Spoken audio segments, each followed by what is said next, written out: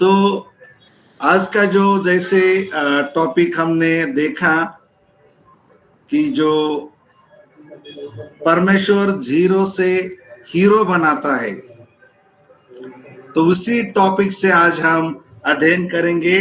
तो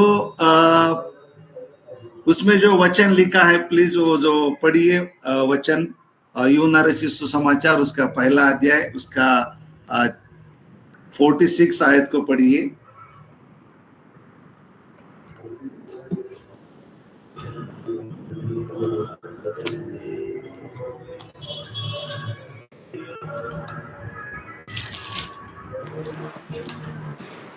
नतनेल ने उससे कहा, क्या कोई अच्छी वस्तु भी नासरत से निकल सकती है? फिलिप्पुस ने उससे कहा, चलकर देख ले।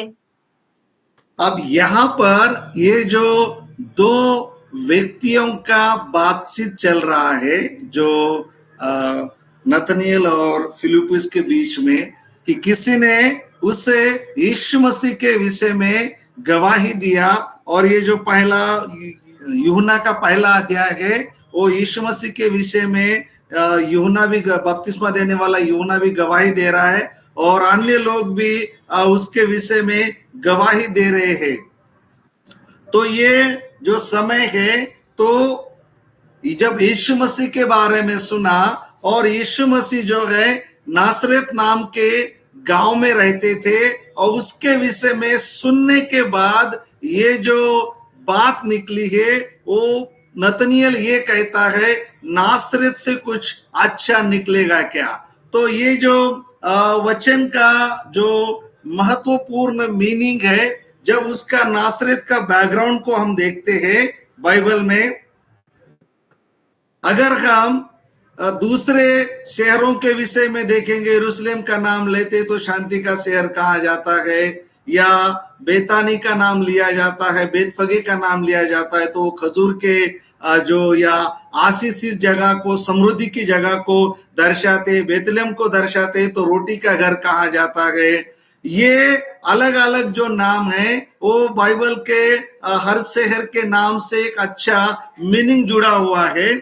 लेकिन जब हम नासरत के विषय में सुनते हैं, नासरत ये एक अच्छी जगह नहीं थी, वहां पर हट्टीले लोग ज्यादा रहते थे। उसका बैकग्राउंड जो है, परमेश्वर जो जिस नगर को भूल गया है, एक भूला हुआ नगर के विषय में उसे कहते हैं। परमेश्वर उस नगर को भूल गया था, परमेश्वर उस नगर को छोड़ दिया था, या परमेश्वर उस नगर को अभी इतना, जैसे दूसरे शहरों के प्रति परमेश्वर के सामने नजर में उन गांवों के, उन शहरों के नाम थे, ऐसे एक नाम नासरत का नहीं था। परमेश्वर उस जगह को गया था, परमेश्वर उस जगह से। क्या मेरी आवाज आ रही क्लियर? आ रही यहाँ माइक ऑफ रखेंगे सब। हाँ अंजू बहन, आपका माइक भी थोड़ा बंद रखेंगे जी।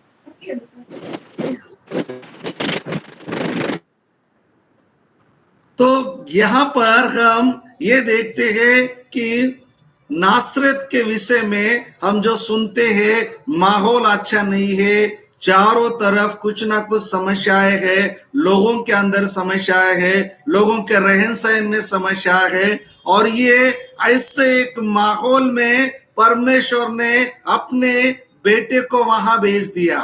यीशु मसीह का जन्म बेतलेहम में हुआ, और उसके माता पिता भी जो बेतलेहम जो नगरी है उसे ताल्लुकात रखते थे, और हो सकता है परमेश्वर बेतलेहम में उसकी जो बढ़ोतरी है वो कर सकता था, लेकिन ये परमेश्वर का वचन उसे नासरी कहते हैं, या नासरी कहा जाता है। क्यों कहा जाता है? ऐसे एक माहौल में परमेश्वर ने उसे भेज दिया, ऐसे एक माहौल में वो गया, चारों तरफ उसके बुराइयां थी, उसके साथ रहने वाले लड़के लड़कियां लोग जो है हट्टीले थे, माँ बाप की आज्ञा ज्यादा नहीं मानते थे, परमेश्वर उस शहर को भूल गया था। परमेश्वर या और उस शहर का और एक खासियत जो बाइबल के स्कॉलर कहते हैं, एक कड़वा शहर था, एक कड़वा शहर जिनके अंदर कड़वाहट भरी हुई थी और लोगों के अंदर इतना कड़वाहट भरा था कि लोग जो है एक दूसरे से प्रेम करना कम से कम प्रेम करना दूर हो गया था। प्रेम के विषय में ज्यादा उनके अंदर एक दूसरे के अंदर प्रेम नहीं था, कड़वाहट से भरा हुआ शहर था। मैं इसका जो बैकग्राउंड आपको इसलिए बताना चाहता हूं, कई बार हम मिनिस्ट्री में इधर उधर घूमते हैं तो कई सारे झोपड़पट्टियों में, झुग्गियों में, छोटे से गांव में माहौल अच्छा नहीं है, ऐसी जगहों में हम लोगों को देखते हैं तो ज्यादातर लोग क्या बोलते हैं, हमारा ये माहौल ने बच्चों को बिगाड़ा है, हमारे बच्चे अच्छे हैं लेकिन ये माहौल ने बिगाड़ा है। चारों तरफ जो है बुराइयां है, नशीली बच्चे, नशा करने वाले बच्चे हैं, चारों तरफ एक बिगड़ा हुआ माहौल है। ऐसे हमें हर जगह सुनने के लिए मिलता है।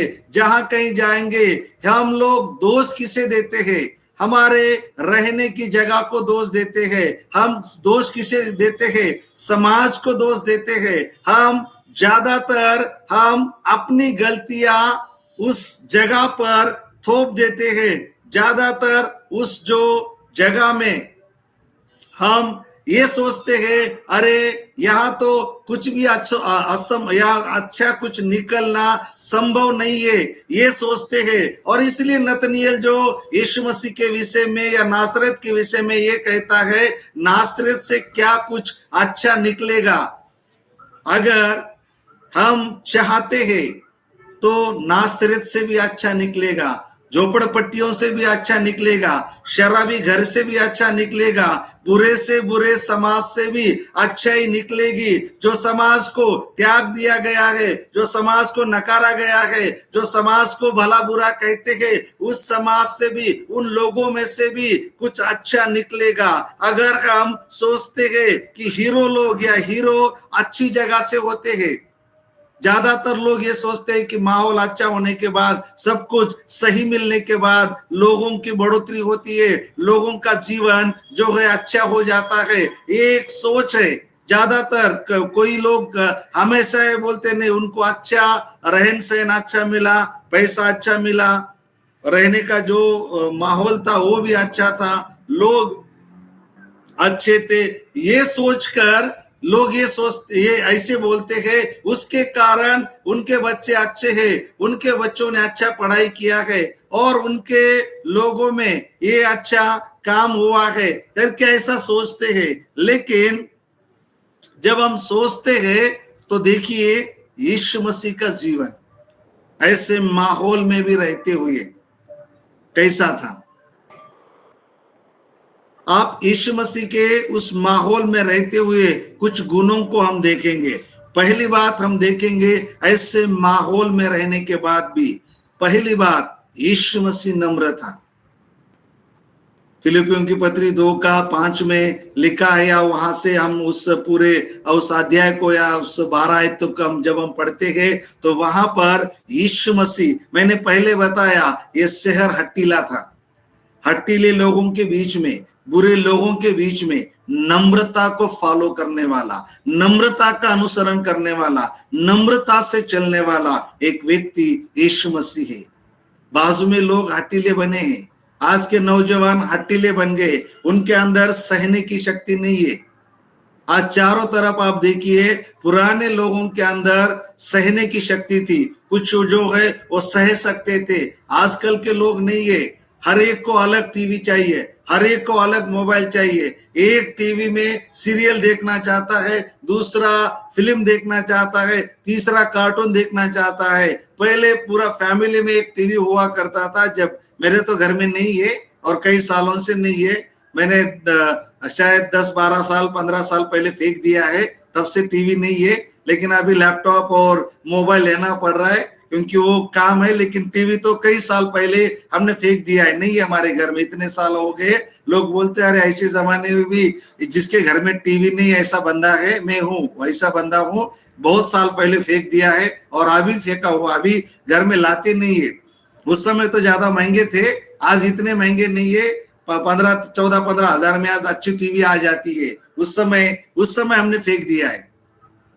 तो यहाँ पर ये जो आज हर घर में ऐसा माहौल बन गया है, बच्चों के अंदर कोई ऐसी शक्ति नहीं है, सहन करने की शक्ति नहीं है। थोड़ा सा डांट दिया आत्महत्या करने जा रहे, थोड़ा सा कुछ बोल दिया माँ बाप को उल्टा जवाब दे रहे, थोड़ा सा कुछ बोल दिया तो स्कूल छोड़ के जा रहे, थोड़ा सा कुछ बोल दिया तो घर से भाग रहे हैं। ये आज के नौजवानों की, बच्चों की ये आज अवस्था है। उनके अंदर सहने की शक्ति नहीं है। लेकिन जब हम यीशु मसीह को देखते हैं, उनके अंदर क्या है? नम्रता का स्वभाव।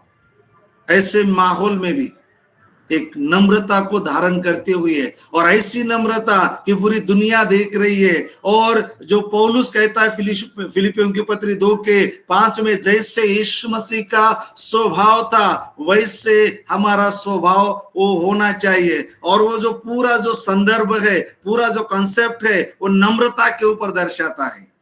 वो कौन से स्वभाव के विषय में बात कर रहा है? अगर पूरा कॉन्सेप्ट पढ़ेंगे, पूरा संदर्भ को पढ़ेंगे, तो उस नम्रता को दर्शाता है जो यीशु मसीह के अंदर थी।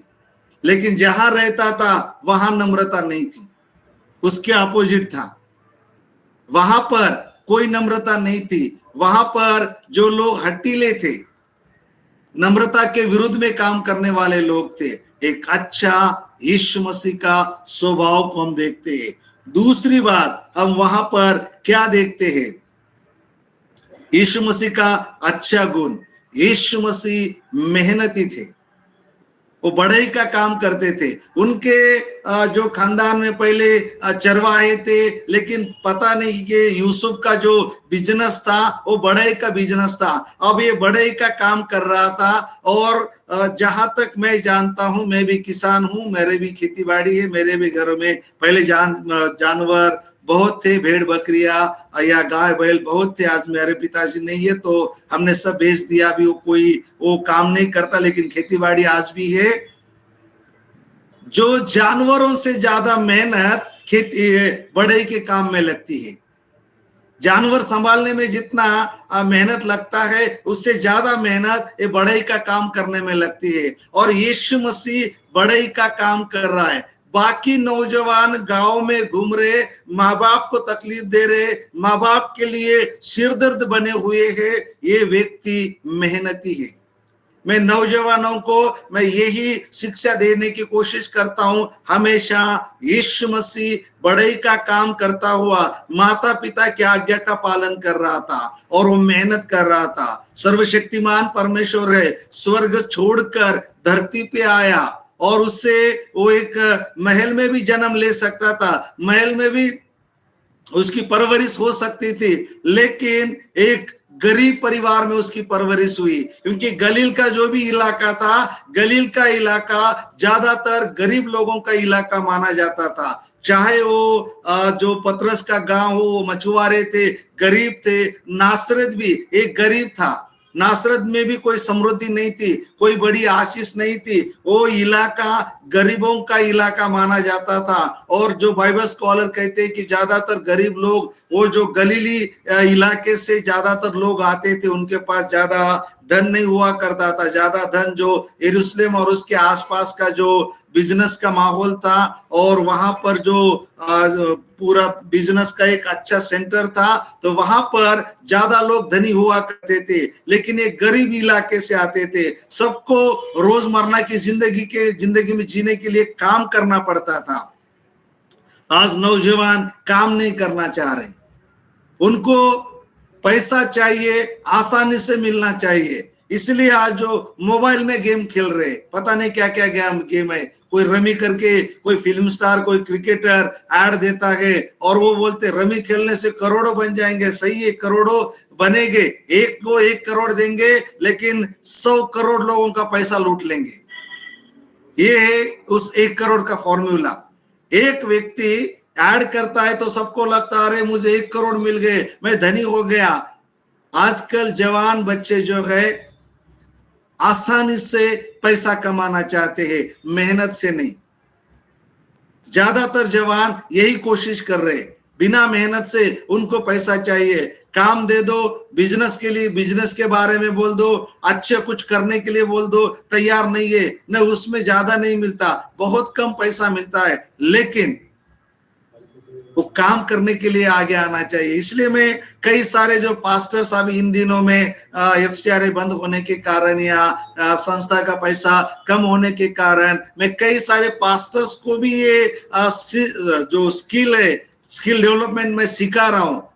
भाई अगर आपके पास उतना विश्वास नहीं है, कलीसिया बड़ी नहीं है, आप गांव में काम करते हैं, आपके कलीसिया के लोग इतने सक्षम नहीं है आपको पैसा दे सके, आपके परिवार की देखभाल कर सके, गरीब है, तो मैं उन पास्टरों को अलग अलग ट्रेनिंग लेकर कुछ काम करके मिनिस्ट्री करने के बारे में भी बोल रहा हूं, क्योंकि समय बदल रहा है।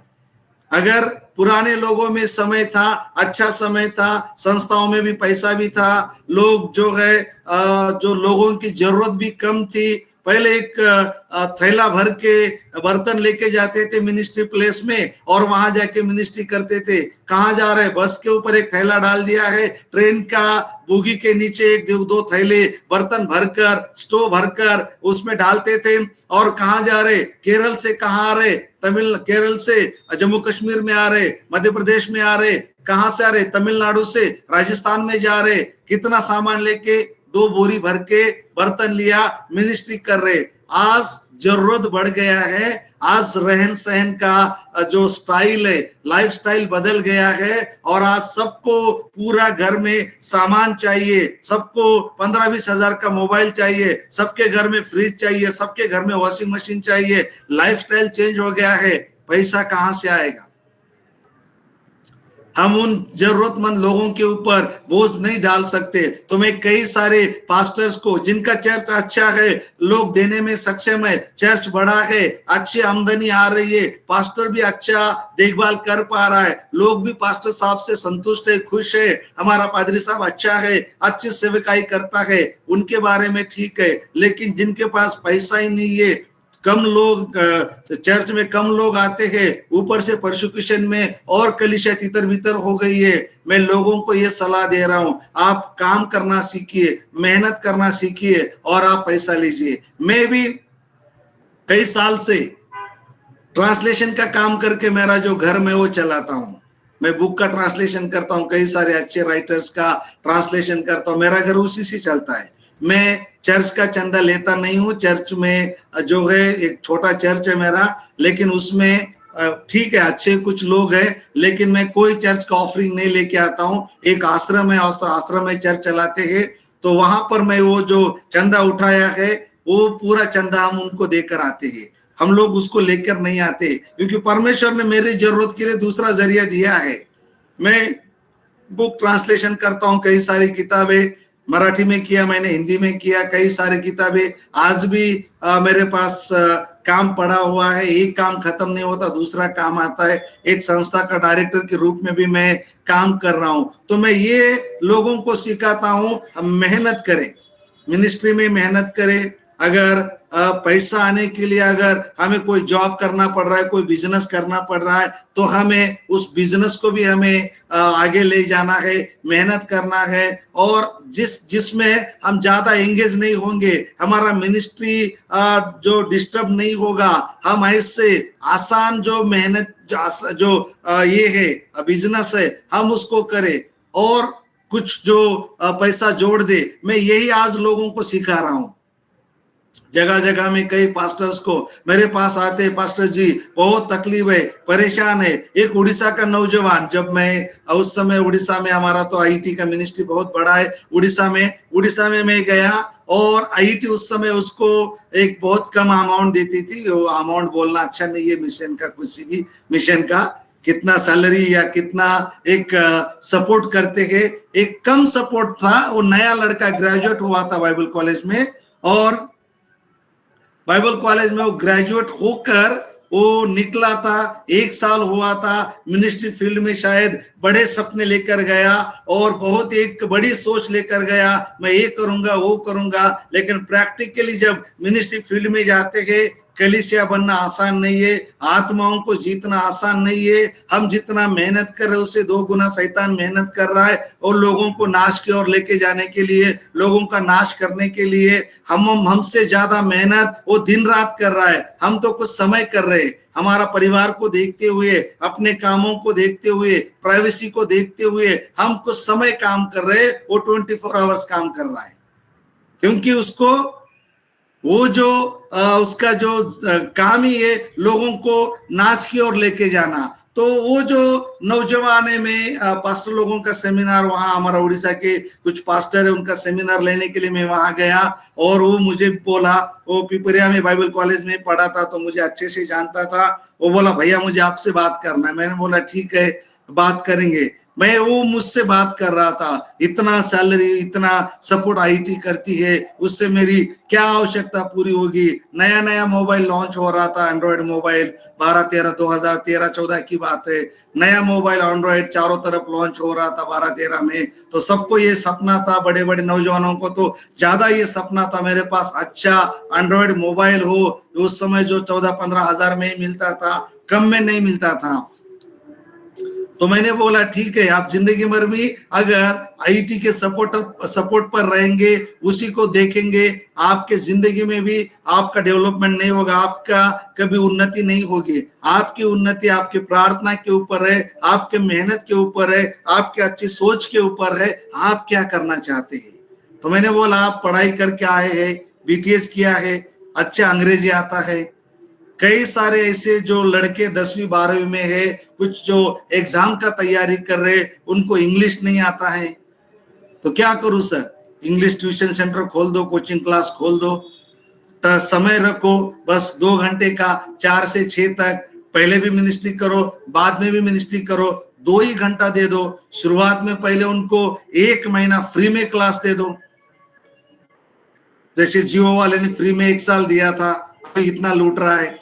तो मैंने बोला ठीक है, आप 1 महीना उनको फ्री क्लास दे दो, उनको आदत लगने दो। आप क्या सिखाते समझ में आए, उनको समझ में आने दो कि आप कुछ अच्छा कर रहे। और फ्री में होने के कारण उस समय 50 लड़के लड़कियां उसके पास आए, 2 बैच बना दिया 25-25 नौजवानों का। फिर वो सिखाने लगा। उसके बाद एक दिन मुझे कॉल किया, भाई 1 महीना आपने कहा था फ्री में चला लो, आप कैसे क्या करो। मैंने बोला अभी जाके उनके माँ बाप से मिलो, माँ बाप से जाके बोलो मैं फ्री में चला रहा हूँ, मेरा क्लास का जो क्लास जिस जगह में ले रहा हूँ उसका रेंट इतना है। हालांकि वो रेंट का नहीं था, एक पास्टर का हॉल था, लेकिन उनको जाके समझा दो कि इन चीजों के लिए पैसा लगेगा, मेरा समय लगता है, मैं आपके लिए आपके बच्चों को सिखा रहा हूँ। अगर मेरा पढ़ाई उनको अच्छा लगा तो ज्यादा नहीं है, एक को मुझे 200 रुपए चार्ज करेंगे।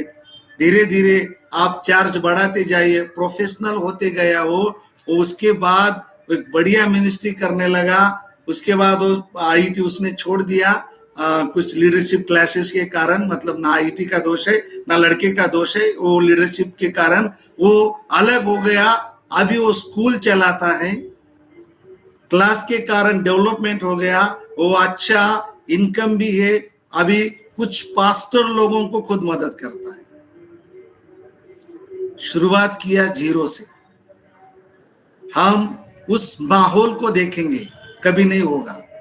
हम उस अवस्था को भी देखेंगे कि आगे हमारे पास कुछ नहीं है, हम तो गरीबी में पड़े हैं, हम तो दीनता में पड़े हैं, हमारे पास कुछ नहीं है। सोच को बदलिए।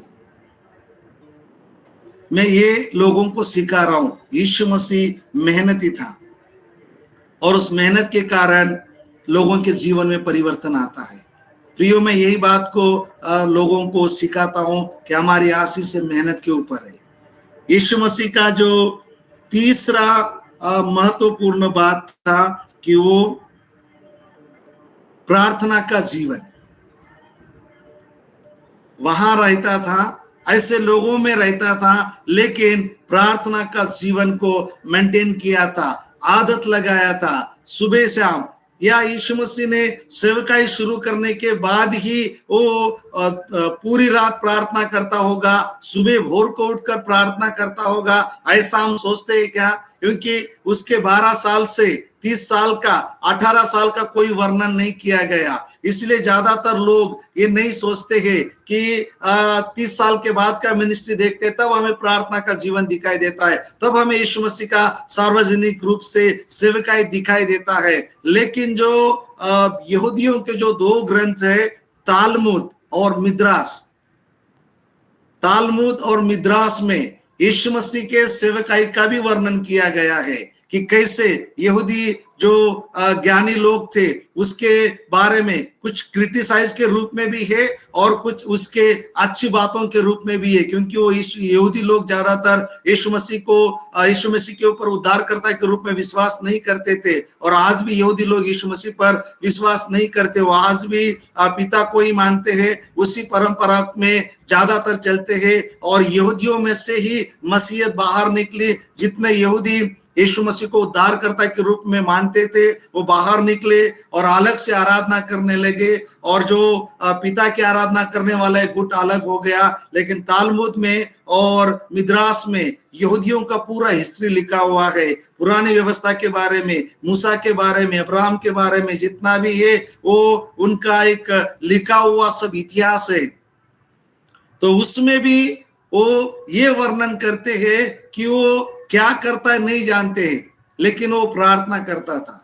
बाइबल स्कॉलर कहते हैं वो प्रार्थना करने वाला व्यक्ति था, वो समय दिया प्रार्थना के लिए, आदत बचपन से बनाया, प्रार्थना करने लगा। और आज नौजवानों का जो जीवन है वो प्रार्थना का लाइफ नहीं है, आज मोबाइल का लाइफ बन गया है।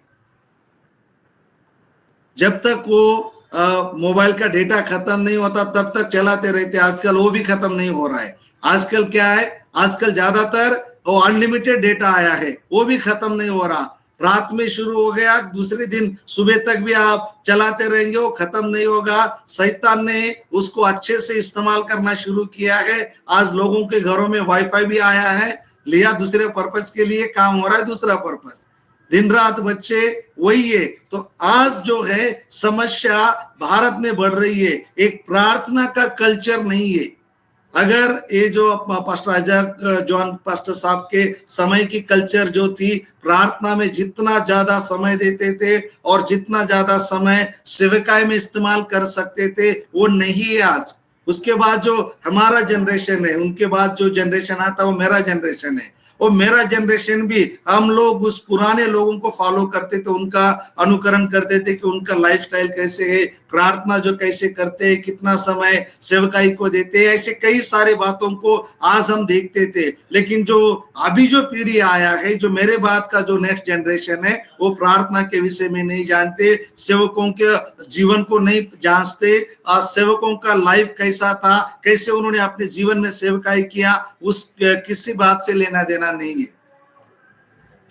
उनको मोबाइल चाहिए, उनको दुनिया की टेक्नोलॉजी चाहिए, और धीरे धीरे चर्च मसीहत से दूर हो रहे, परमेश्वर से दूर हो रहे, यीशु मसीह से दूर हो रहे और अपना समय व्यर्थ बातों में। लेकिन हम नासरत में भी, बुराइयों में भी अगर हम क्या देखते हैं, तो एक प्रार्थना का जीवन डेवलप कर सकते हैं, एक आत्मिक जीवन को एक हम बढ़ा सकते हैं। हम उस माहौल को नहीं देखना, अरे मेरे लिए कमरा नहीं है प्रार्थना करने के लिए, अलग सा कमरा नहीं है, हम पूरे लोग एक साथ रहते हैं।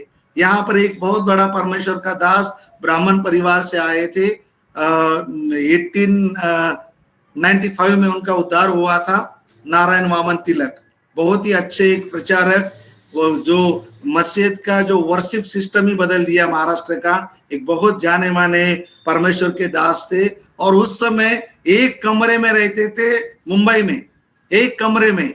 उस समय उनकी पत्नी लक्ष्मीबाई यीशु मसीह पर विश्वास नहीं करती थी। एक कमरे में जो है, जो एक पूजा का टेबल लगा हुआ है, उसमें बहुत सारे देवी देवताएं हैं, पूजा का टेबल वहां लगा हुआ है।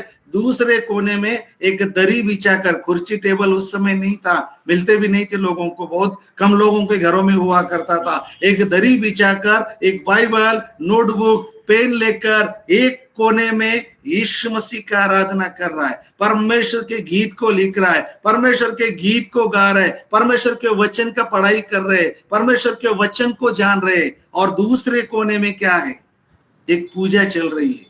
उस पूजा ने इनको नहीं बदला, इनका आराधना ने, इनके वचन ने, इनके अच्छे कार्यों ने, इनके जीवन ने। वो पहले पत्नी को मारते थे, पहले बुराई का जीवन था, पहले वाला जीवन देखा, यीशु मसीह में आने के बाद का परिवर्तन का जीवन देखा।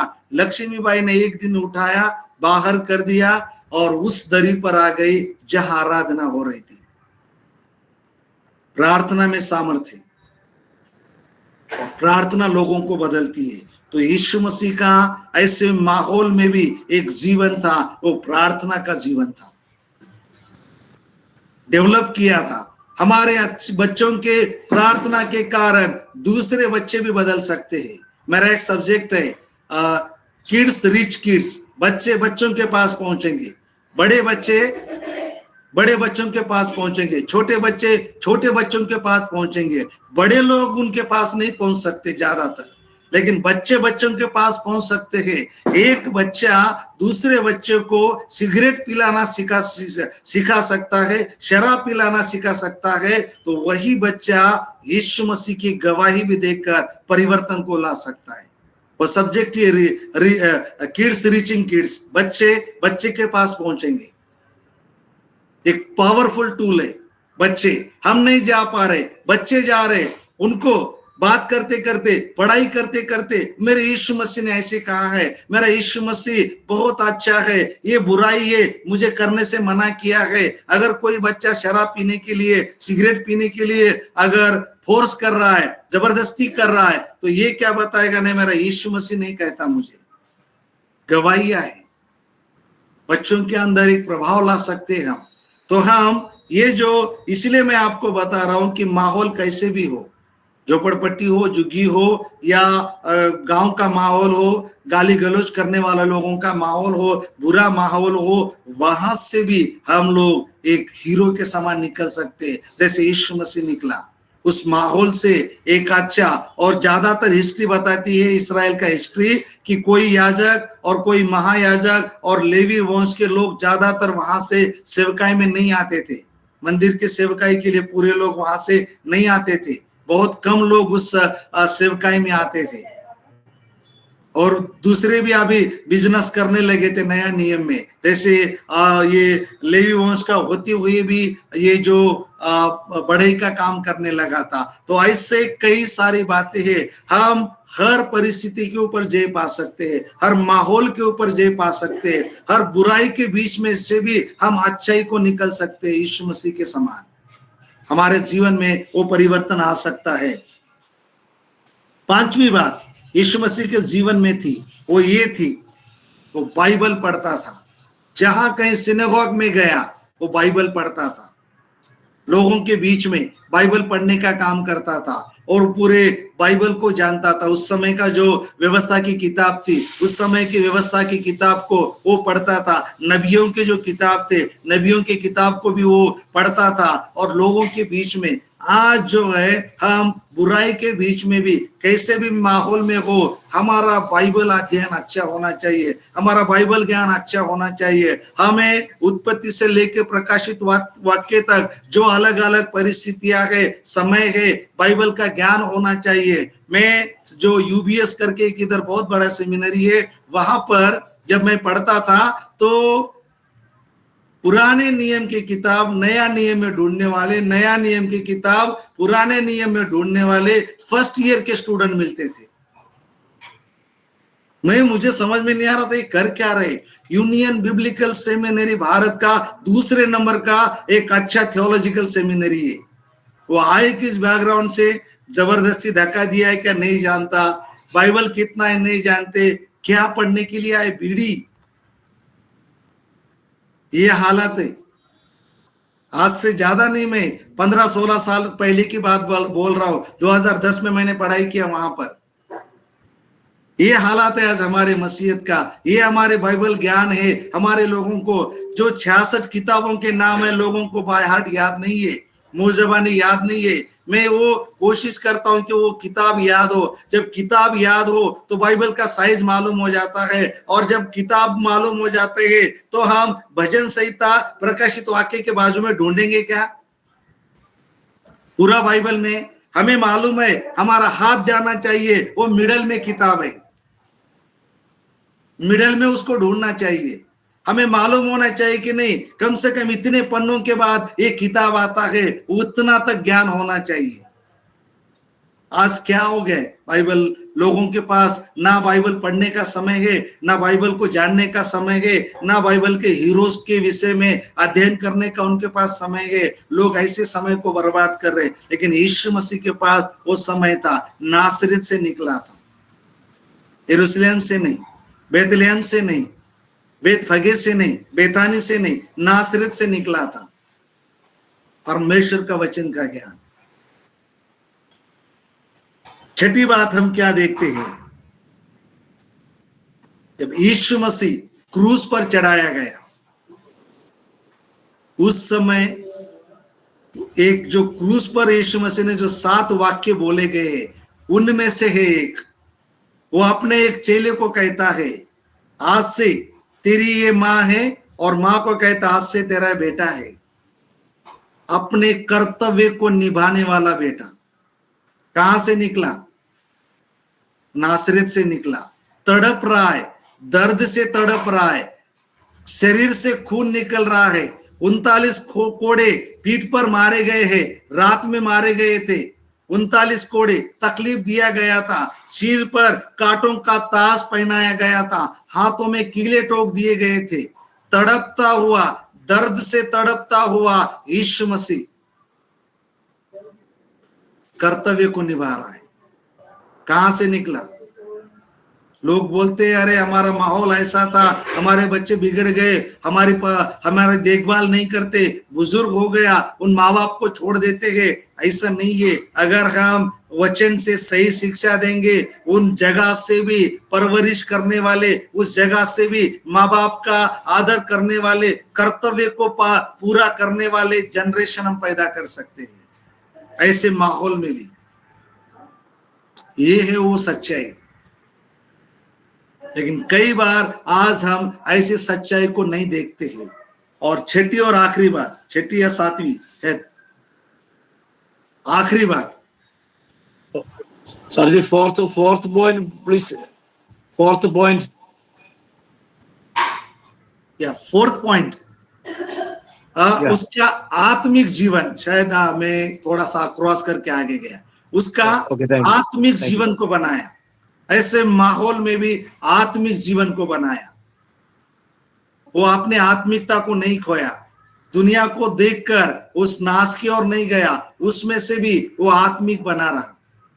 बहुत जरूरी है कि किसी भी माहौल में हमारा आत्मिक जीवन हमें डेवलप करना है, बढ़ाना है। और आखिरी बात, यीशु मसीह ने सूली पर जान दिया तो उस कड़वाहट को बदल दिया और मिठास में बदल दिया। उस शहर का जो माहौल था, कड़वा माहौल था, प्रेम नहीं था। सूली पर क्या बह रहा था? प्रेम बह रहा था। और उस प्रेम की मिठास यीशु मसीह ने दिया, उद्धार को दिया, प्रेम की धारा बहने लगी और बिटरनेस से जो स्वीटनेस में बदल दिया। स्वीट लाइफ बन गया उसका पूरा। लोगों का जीवन आप जो है मिठास से भर गया। यीशु मसीह ने हमारी कड़वाहट को दूर किया है, यीशु मसीह ने हमारे हटीलेपन को दूर किया है, यीशु मसीह ने हमारे पाप भरे जीवन को दूर किया है। उस बहती सूली पर उसकी जो बहती धारा जो है, वो धारा हमारे जीवन की कड़वाहट को धो गई है। अब हमारे अंदर यीशु मसीह का सुगंध है, आज हमारे अंदर यीशु मसीह का स्वीटनेस है, आज हमारे अंदर यीशु मसीह का जो एक अच्छा जीवन, एक अच्छा चरित्र हमारे अंदर है। वो एक बुराई की, एक अच्छी बुरी जगह में भी परवरिश होकर एक बदला हुआ माहौल को भी हम देखते हैं। तो इसलिए मैंने शुरुआत की आपको कि ये यीशु मसीह नासरी कहाँ गया है। मेरे पास ज्यादा रेफरेंस तो थे, लेकिन वो ज्यादा पढ़ने में समय जाएगा और उसको चर्चा करने में। क्यों यीशु मसीह को नासरी कहा जाता था बार बार? मरकुस 16 का 6 में भी प्रेरित 2:22 में। ये जो कई सारे रेफरेंस है, ये सब नासरी यीशु मसीह क्यों कहा जाता था? ऐसे माहौल से आया, दुनिया को बदल दिया। तो हमारा जीवन कुछ भी हो, हम ऐसे माहौल में लोगों को बदलने वाले व्यक्ति होना चाहिए। तो हम जो जीरो से लेके हीरो बन सकते हैं। यीशु मसीह ऐसे माहौल से एक हीरो बना और दुनिया राजा महाराजाओं को भूल गई। 2000 सालों में लोग भूल गए, जिन्होंने कुछ खोज किया उनको भी भूल गए, लेकिन 2000 साल से कोई यीशु मसीह को नहीं भूला। विरोध करने वाले भी यीशु मसीह को याद रखे हैं, प्रेम करने वाले भी यीशु मसीह को याद रखे हैं, नास्तिक भी दुनिया में नास्तिकता लाने के लिए यीशु मसीह को याद रखे हैं। पूरा दुनिया आज भी यीशु मसीह को याद रखता है। तो हम भी हमारे जीवन में ऐसे परिवर्तन को लाना चाहिए। परमेश्वर इस वचन के द्वारा आप सबको आशीष दे।